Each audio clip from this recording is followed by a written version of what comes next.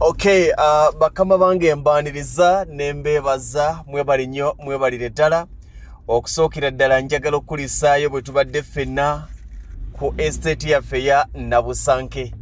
Twagala okubalaga enteekateeka nga bwebadde twabagamba ntugenda kulambula era nga bwe twabasuubiza yenkola yaffe. Njagala tambule ffenna okuviira ddala mu ttawuni ya Buwama nga bweri abantu batandisa okugitegeera, abategeera Buwama bagitegedde. Kati nfuna essanyu okubanga mu bbanga eritaweza na mwaka bukyanga tuyingira mu ttawuni ya Buwama nga bw'ogiraba, abamu ku baklayant baffe basimbirayo ddala amakanda. Kati nyina wenkyama nenywa kasoda nga nkimanyi nti nkanywedde ku client wange.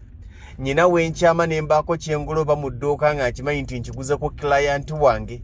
Eyajja oggula ettaka n'azuula zaabu ali mu ttawuni y'e Buwama n'ateramu ddala business. Mwebale nnyo, mwebalire ddala. Tugenda kutambula ffenna eno ettawuni ya Buwama nga bw'ogiraba era ye ttawuni ennene ebadde ey'ettaka lyaffe.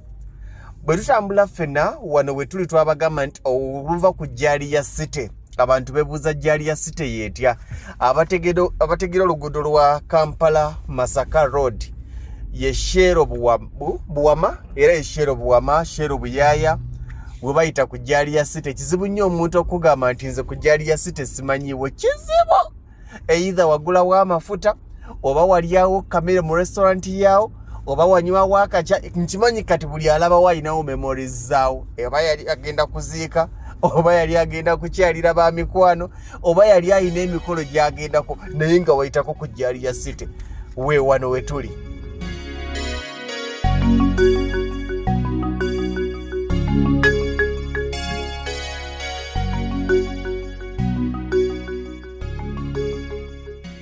Kati oluva ku Jaliya City twabagamba nti oluba okuvaako akafo kano mukamanyi era abategera memories. Obeera tunatuuka eri Nabusanke olumalako ekitoogo kya Jaliya City we twawetedde ku mukono gwaffe ogwa ddyo ogwa right bw'oba nga odda Masaka era we woolaba tugenda tambula ffenna.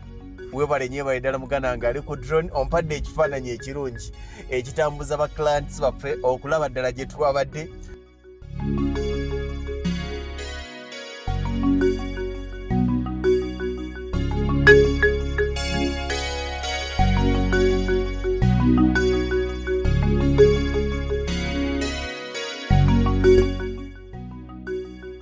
Okay, eno ye First Lady, essomero twabagambye erya First Lady.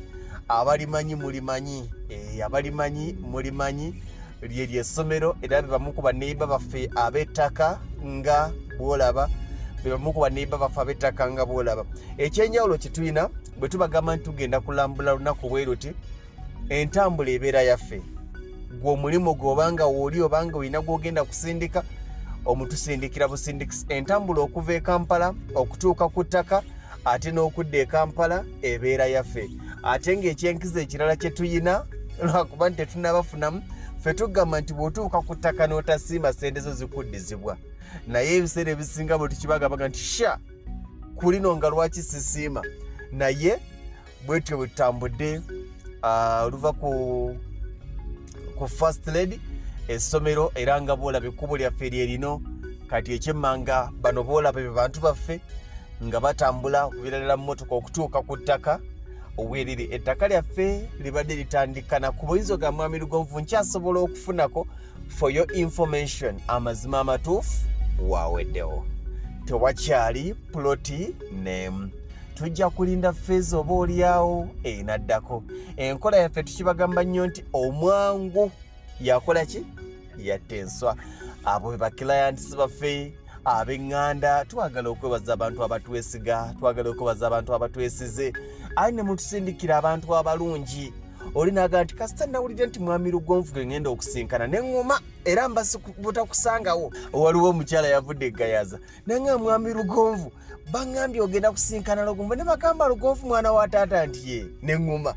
Ntuuse ku mmotoka zonna mbuuza Lugonvu aliwa nga tebakundaga tugenda mmusangayo. Era mba kutuuka ku ttaka nga sikulabako. Ettaka lyaffe ba clients nga tugenda okubalambuza nyina okubaako. Nenkakasa nti buli client oba representative afunye ekyo kyalina okufuna ate ne mmusomesa ebyo byensobola okumulungamya n'agula kyaguze ng'akitegedde ewataliga nti ate awo saamanyawo ekyo saakimanya ensonga z'ekyapa saazimanya ate kino byonna tubikutegeeza n'otambula ng'obikoze eki obitegedde era nga bw'olabaawo abantu baffe nga beetegereza ettaka balambula tubayisa mu bintu eby'enjawulo era mu misomo egy'enjawulo. Eno yebadde estate yaffe njagala ogikulaga nga tulambuza abantu baffe mpola mpola. Estate yaffe ya Nabusanke naye bw'etyo yakoze eki yaweddewo. Mwebale kutambula naffe, mwebale kutuwagira, mwebale kulambula.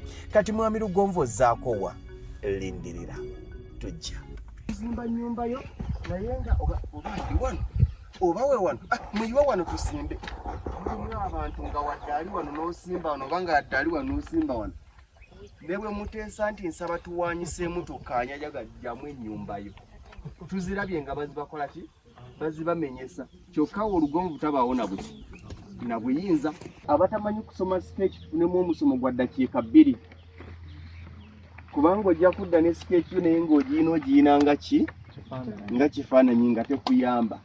Waliwo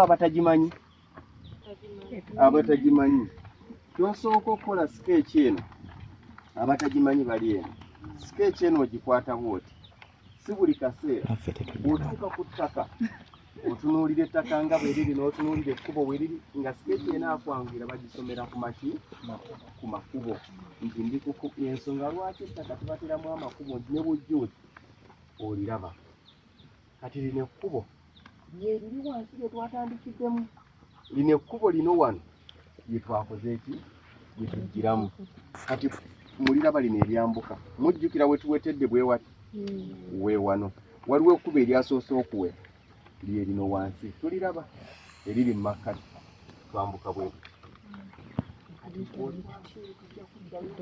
okiraba oli wansi lino bwe twambuka waliwo lino ekkubo erisooka kati gwe lino ekkubo baayiteereddemu tomerawo eri wansi si wano kakati bwe twambuka lino lyekkono eyo lye tuweteddemu wano kati lye twambuka poloti eno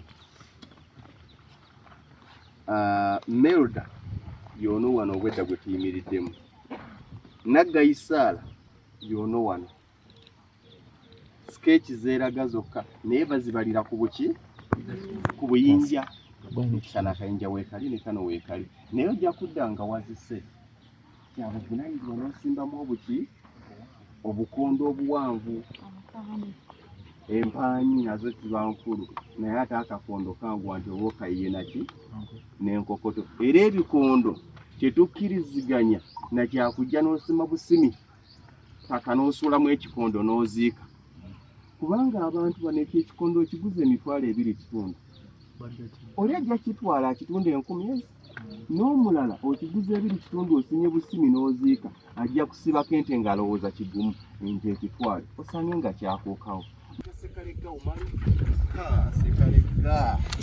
sekalega nkubanja sendeza akalituusi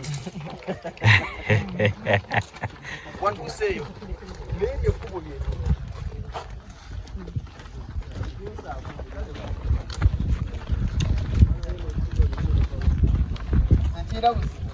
kakati mwami Sekalega ava wano sketch yo giina akayinja akasooka keekano ali mu kkoona lino obuddako bwe waliwo sikulekoona obuyinja bubiri awo kati ne tugenda wali omwami oli waali kati saagala obuzaabuzi bwe poloti yo tekoma wano erinawo kali akeeyongerako bwejja mu kkoona